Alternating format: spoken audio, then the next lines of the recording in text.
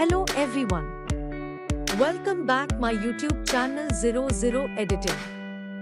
In this video, I will show you Moody dark LUTs for other video editing softwares. Here are example video before and after using this LUTs. Cube file is protected by a password. The password will appear in the upper right corner as a 𝗏𝗏𝗏 button. Watch this tutorial in your YouTube app to get the password.